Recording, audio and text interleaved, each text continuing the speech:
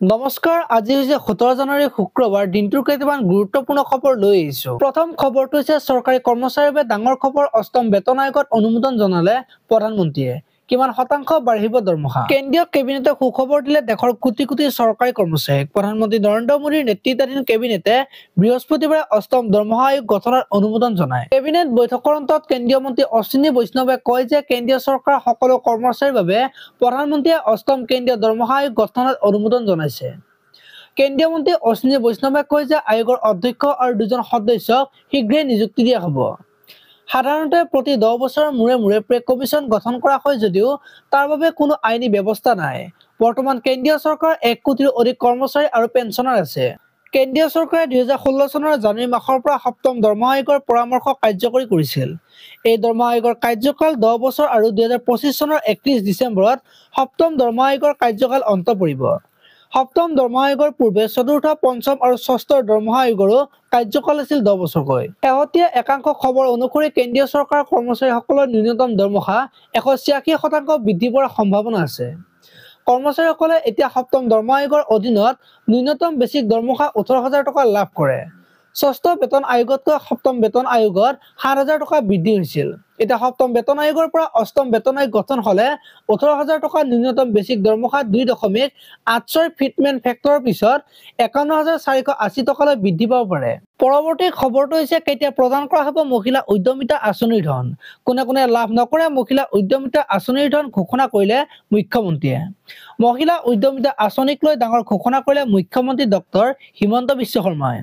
মহিলা উদ্যমিতা আঁচনিক লৈ গুৰুত্বপূৰ্ণ সিদ্ধান্ত গ্ৰহণ কৰিলে ৰাজ্যিক কেবিনেটে।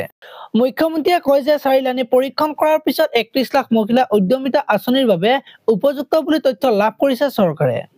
অসম চৰকাৰে 27 লাখ মহিলাই লাভ কৰিব এই আঁচনিৰ সুবিধা। আগন্তুক কেইটামান দিনৰ ভিতৰত ব্লক পৰ্যায়ত এই আঁচনিৰ চূড়ান্ত হিতাধিকাৰী নিৰ্বাচনৰ কাম আৰম্ভ হ'ব। মন্ত্ৰী বিধায়ক প্ৰাক্তন বিধায়কৰ পৰিয়ালে লাভ নকৰিব এই আঁচনিৰ সুবিধা।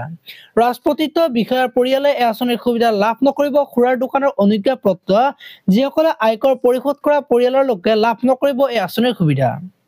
যিসকল মহিলাই লাখপতি হৈছে তেন্তে এই আঁচনিৰ সুবিধা লাভ নকৰিব। আমি চূড়ান্ত পৰ্যায়ত এই আঁচনিৰ বাবে আগবাঢ়ি গৈছো। এপ্ৰিল মাহত বিশালী শুভ উদ্বোধন কৰা হ'ব এই আঁচনিখনৰ।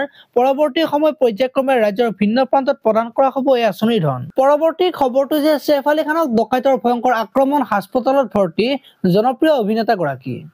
জনপ্ৰিয় অভিনেতা ছেইফ আলী খানক আক্ৰমণ, ডকাইতে ভয়ংকৰ আক্ৰমণ কৰে জনপ্ৰিয় অভিনেতাগৰাকীক।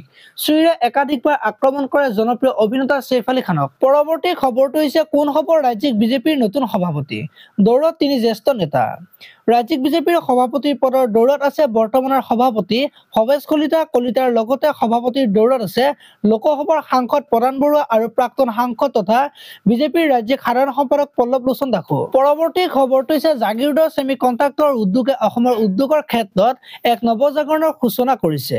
জাগিৰোডৰ ছেমি কণ্ডাক্টৰ প্ৰকল্পস্থলী পৰিদৰ্শন মন্ত্ৰী পীযুষ হাজৰিকা। এয়া একমাত্ৰ আৰম্ভণিহে আৰু বহু উদ্যোগ আহিব অসমলৈ নিবনুৱাৰ বাবে কঢ়িয়াই আনিব আশাৰ বতৰা।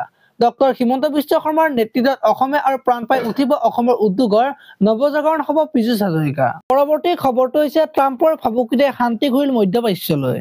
গাজাত যুদ্ধৰ বিৰতি নহলে সমগ্ৰ মধ্যপ্ৰাচ্যক নৰকলৈ ৰূপান্তৰিত কৰা হ'ব। আমেৰিকা যুক্তৰাষ্ট্ৰৰ ৰাষ্ট্ৰপতি হিচাপে দ্বিতীয়বাৰৰ বাবে নিৰ্বাচিত হোৱা ডোনাল্ড ট্ৰাম্পে দিয়া এই ভাবুকিৰ পাছতেই যেন অন্ত হোৱাৰ দিশে আগবাঢ়িছে এখন দীঘলীয়া যুদ্ধৰ। আজিলৈ ইমানেই। আপোনালোকে যদি ভিডিঅ'টো চাই ভাল পালে তেতিয়াহ'লে লাইক কৰিব আৰু এনেকুৱা ধৰণৰ খবৰ মই সদায় পাই থাকিবলৈ চেনেলটো ছাবস্ক্ৰাইব কৰি বেল আইকনটো প্ৰেছ কৰি দিব। ধন্যবাদ।